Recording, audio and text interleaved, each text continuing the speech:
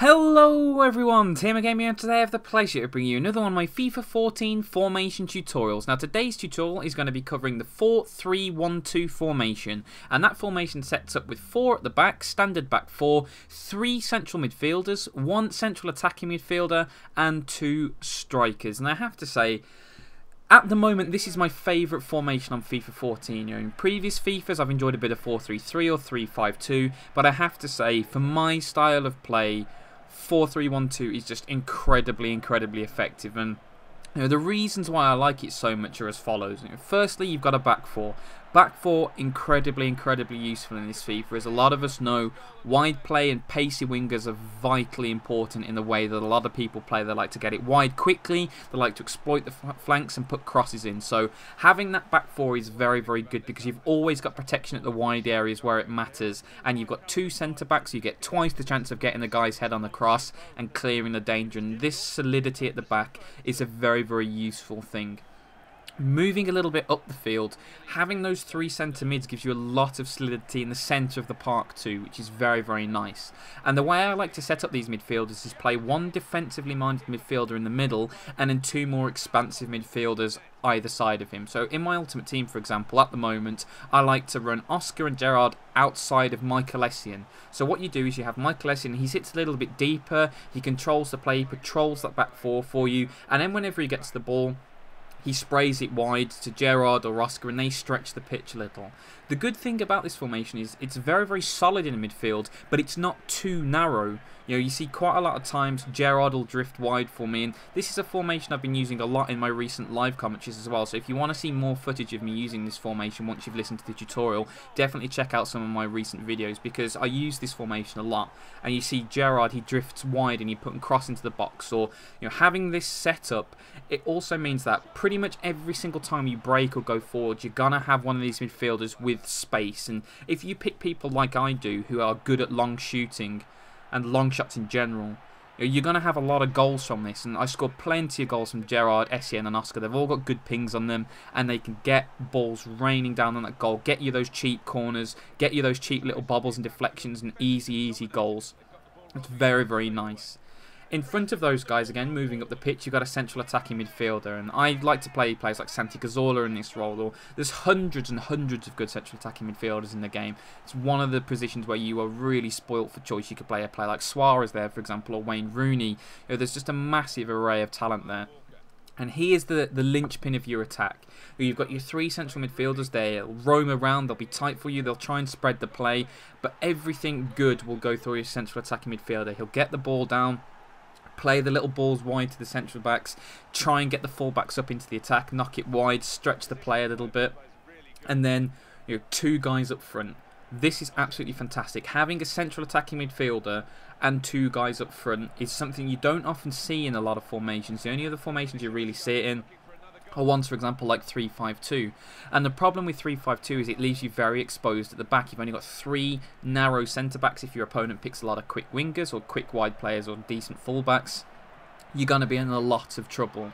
So you've got that benefit with 4-3-1-2, that you have all of that attacking power without the downside of a formation like 3-5-2, and having that lovely little triangle pass option when you have all these midfielders roaming around, little inside passes, little dink over the top to a striker, or just lay it wide to a supporting fullback. There's so many creative options in this formation. You can really control the play and control the ball, and if you do end up losing the ball, you're still pretty solid in terms of defending counter-attacks, because you've got one of those central midfielders, hopefully if you follow the advice that I give you, will be defensive minded, so he'll sit a little bit deeper and patrol and be very tight. And then you've got the back 4, like I mentioned, 4 guaranteed defenders back in every situation, unless you've been very attacking with the fullbacks, and you can stop a lot of attacks. And I've kept a large number of clean sheets with this formation, and keeping clean sheets in Ultimate Team is something that doesn't happen too often, because it's very fast paced. A lot of chances get created in those games, so it's very reassuring and very satisfying to have a formation that is incredibly solid, and this formation certainly is that. Unfortunately, it isn't the strongest formation of all time. If it was, everybody would be using it. It does have a few downsides, and a couple of the downsides you need to immediately understand is it lacks a little bit of natural width. You know, when you pick a formation like 4-3-3, for example, when you've got proper traditional chalk on your boots wingers, and this is something I mentioned during my 4-3-3 formation tutorial, you know, that's a major strength because it automatically stretches the play for you. And when you've got a formation that does that, it'll pull centre-backs wide, it'll pull centre-mids out of position to deal with these wide players, and it will create space in other areas of the pitch. To do this with 4-3-1-2, you've got to get creative, you've got to get the ball wide to your fullbacks, you've got to drag your centre-mids wide, you've got to be very, very dynamic with your play. You know, it's not a formation that lends itself to flat-out direct play. You've got to be, you know, good with your little dinks and passes. The whole point of this formation, you know, really rests around good build-up. It's not one of those sit deep and hit one long pass counter-attack style of formations like a 4-3-3 is. You know, with a 4-3-3, you could play on ultra defensive, get everybody behind the ball, and as soon as you win it, you just launch it to a winger, and automatically you're on a dangerous break. That doesn't happen with 4-3-1-2. If you win the ball back, you've got 3 central defensive midfielders, or you know, sitting quite deep, supporting your defence, and you've got to work your way up. And the bonus, like I mentioned a little bit earlier, having that central attacking midfielder in position and those 2 strikers means that you can get the ball held up. And whenever I play with this formation, I always like to play with at least one strong target man. Oh, someone, for example, I use Stefan Jovetic because he's very, very good on the ball. He's relatively robust. He can hold the ball up and then he can spread the play. And this is somebody you need in this formation. You need to be able to hold that ball, spread it around, and manufacture width through getting your fullbacks up or getting your midfielders slightly wider to create the space, because it can get a little bit stodgy and congested in midfield if you don't do that. So that's something you've got to be aware of.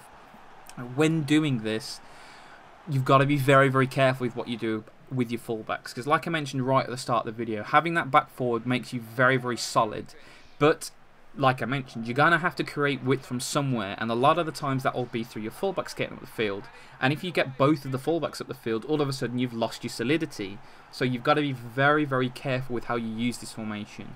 You know, used correctly, 4-3-1-2 is absolutely brilliant because it's so solid. You can keep the ball, you have plenty of attacking options, you can score from any area of the pitch, and you can get a lot of good possession football or counter-attacking football, or any way you want to play. This formation can be tailored for you. But as long as you're a little bit aware of the few weaknesses it has, you know, the need for good build-up and the fact that it lacks that automatic natural width of other formations, as long as you're aware of those problems and can mitigate against them, this is an incredibly useful formation for you. So guys, thank you so much for listening to the video. I really hope you've enjoyed it. If you have any more questions about the formation, do not hesitate to leave a comment and I'll do my best to answer them. But once again, thank you so much for watching, and as always, have a great day.